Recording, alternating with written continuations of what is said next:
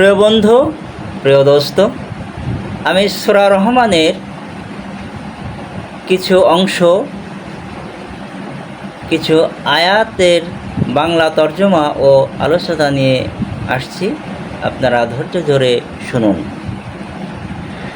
প্রথমে এই আয়াতটি তেলাওয়াত করছি। আউযু বিল্লাহি মিনাশ শাইতানির রাজীম।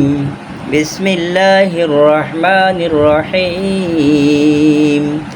খলাকাল ইনসানা মিন সলসালিন কাল ফাখার ওয়া খলাকাল জান্না মিন মারজিম মিন নার ফাবিআইয়ি আলাই রাব্বিকুমা তুকাজ্জিবান। মানুষকে তিনি সৃষ্টি করেছেন পোড়া মাটির মতো শুষ্ক মৃত্তিকা হইতে, এবং জিনকে সৃষ্টি করেছেন নির্ধূম অগ্নিশিখা হইতে। সুতরাং তোমরা উভয়েই তোমার প্রতিপালকের কোন অনুগ্রহ অস্বীকার করবে? আরেক আয়াতে আল্লাহ তাআলা মানুষকে সতর্ক করার জন্য বলেছেন, কুল্লু মান আলাইহা ফান ওয়া ইয়াবকা ওয়াজহু রাব্বিকা যুল জালালিল ওয়াল ইকরাম। পৃথিবীর ভূপৃষ্ঠে যাহা কিছু রহিয়াছে সব কিছুই ধ্বংসপ্রাপ্ত ও নশ্বর। ওয়া ইয়াবকা ওয়াজহু রাব্বিকা যুল জালালিল ওয়াল ইকরাম। কেবলমাত্র তোমার প্রতিপালকের সত্তা, যিনি মহিয়ান, মহিমাময় ও মহানুভব। আল্লাহ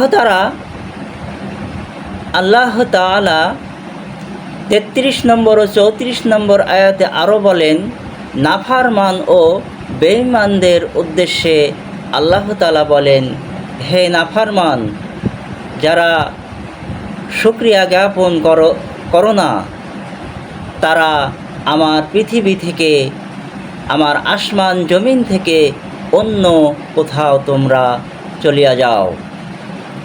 তারপরে আল্লাহ তাআলা তার উত্তরে আবার বলেছেন, তোমরা আমার আসমান জমিনের, আমার রাজ্য ছেড়ে কোথাও যেতে পারবে না আমার হুকুম ও সনদ ছাড়া। এই আয়াতটি তেলাওয়াত করা হচ্ছে। ইয়া মা'শারিল জিন্নি ওয়াল ইনসি ইন ইসতাতা'তুম আন তানফুযু মিন আকতারিস সামাওয়াতি ওয়াল আরদ ফানফুযু লা তানফুযুনা ইল্লা বিসুলতান। হে জিন ও মানুষ সম্প্রদায়, তোমরা যদি পৃথিবীর সীমা অতিক্রম করতে পারো, তাহলে তোমরা পৃথিবীর সীমা অতিক্রম করো। আমার পৃথিবীর সীমা অতিক্রম করে দেখাও।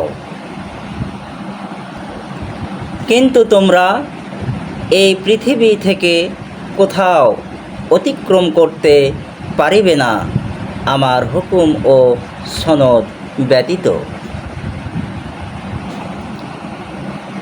সুতরাং তোমরা উভয়েই তোমাদের প্রতিপালকের কোন অনুগ্রহ অস্বীকার করবে?